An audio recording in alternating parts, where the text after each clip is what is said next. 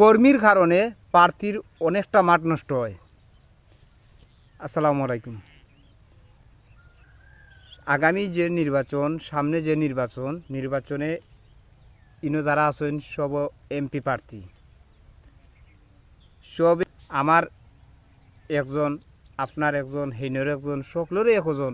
কারণ সবে যদি একজনকে সাপোর্ট করতে তো আর ইলেকশনের দরকার আছে না, সিলেকশনও হয়ে যেত। এটা নির্বাচন প্রতিদ্বন্দ্বিতা করতায় তোমার প্রার্থী তোমার হইয়া দিছেন, তুমি কর্মী হিসাবে তোমার প্রার্থীর অবস্থান, তোমার প্রার্থী কিতা করছেন বিগত বছরগুলোতে, ওগুলা তুললা ধরতায়। আর আমরা কর্মী যারা আছি তারা গেলা খাই দেই অন্য প্রার্থীর বদনাম।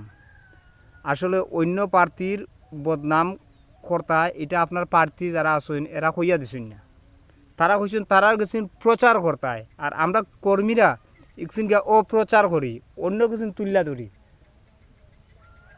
মূল বিষয়টা হয়েছে গিয়া আমার প্রার্থী বিগত দিনে করোনার সময় 22-এর বন্যাত, বিগত 15, 16, 17 বছরে কিতা করছেন ওগুলো আমরা মানুষের দ্বারে দ্বারে পৌঁছাইয়া দিতাম।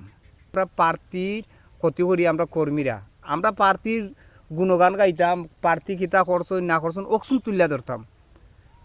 আমরা গিয়ে আরেকজনকে আঙ্গুল মাইরা কথা হইতাম না যে যার যে কর্মী আছেন মাঠো কাজ করা, দয়া করি অন্য প্রার্থীর বদনাম গাওয়ার দরকার নাই।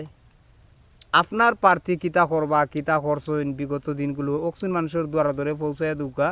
ইনশাল্লাহ আমরা জার্জির জায়গা থেকে জার্জির প্রার্থীরে, পছন্দ মতো প্রার্থীরে আমরা মাঠো কাজ করি। আর সময় সবে সবার লোকে মিল্লামিশা কাজ করতায় প্রার্থীর অনুযায়ী। আমার প্রার্থী যদি উপরালায় লিখা তো রাখেন যেও প্রার্থী আছে তুমি আমি বন্ধার চেষ্টা করেও কাম হইতো নাই। সবাই ভিডিওটা শেয়ার করবা। কর্মীর কারণে প্রার্থীর মাঠটা যেন নষ্ট না হয়, বুটটা যেন নষ্ট না হয়, সেই দিকে নজর রাখে আমরা সকলে মাঠও কাজ করবো ইনশাল্লাহ। সবাই দোয়া করবা। আসসালামু আলাইকুম।